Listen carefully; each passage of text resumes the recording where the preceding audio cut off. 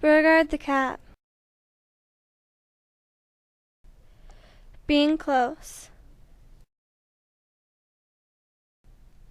In the middle of the night, Beauregard the cat howled and howled. He longed for Rebecca. Beauregard loved to curl up under the covers next to Rebecca. He liked to sleep beside her. Rebecca loved having Beauregard's soft fur next to her, and she liked to hear him purr. He was like a little motor that sang her to sleep. But no matter how close Beauregard got to Rebecca, it was never close enough. First he put his paw on her shoulder, then he tickled her with his tail, and finally he rested his face next to her cheek and fell fast asleep. Beauregard loved Rebecca more than anyone else in the whole wide world. Happiness. Early in the morning, Beauregard sat quietly outside the bathroom door. He was waiting for Rebecca. But as soon as Rebecca opened the door, Beauregard howled and howled with delight. Rebecca went into her bedroom and curled up on the bed. She began to brush her shiny black hair. Beauregard followed. He jumped up on the bed, still howling, and sat next to Rebecca. Beauregard looked into Rebecca's eyes, and then, the way cats do, he blinked a long, slow blink. "What is it?" Rebecca asked. "What do you want?" Beauregard toppled over next to Rebecca and lay on his side, still howling. Okay, Rebecca said. She got up, went to the dresser, and opened a drawer. Rebecca sat back down her bed and began brushing Beauregard with his special steel toothbrush made specially for cats. With each stroke of the brush, Beauregard purred and purred. He closed his eyes, still purring, and soon fell fast asleep. Beauregard loved Rebecca more than anyone else in the whole wide world. Contentment. Beauregard sat by his dish and waited for his dinner. Rebecca opened a can of cat food and emptied it into Beauregard's dish. Beauregard looked at the food, took one, sniffed, and quickly walked away. He strode into the bathroom and howled and howled. Beauregard was not happy.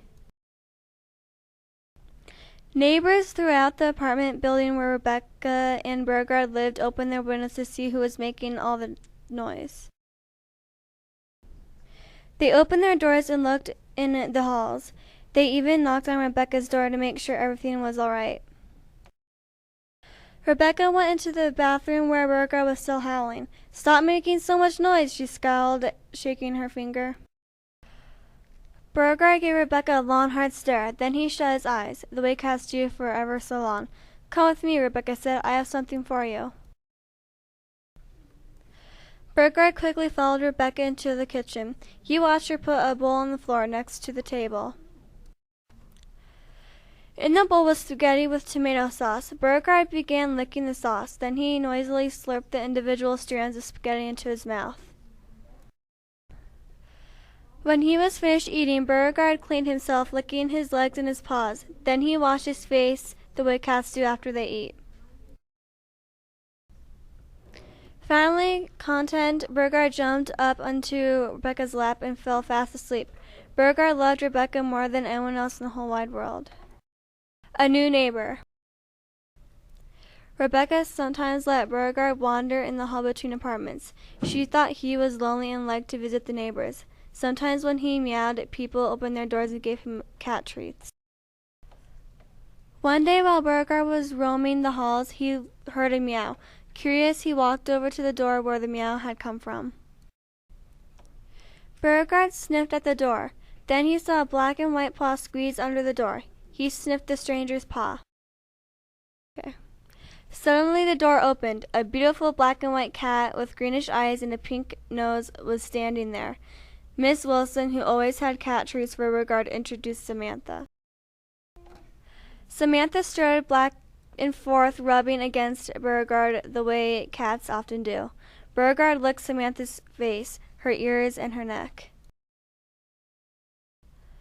"Beauregard, it's time for you to go now," Miss Wilson said after a short while.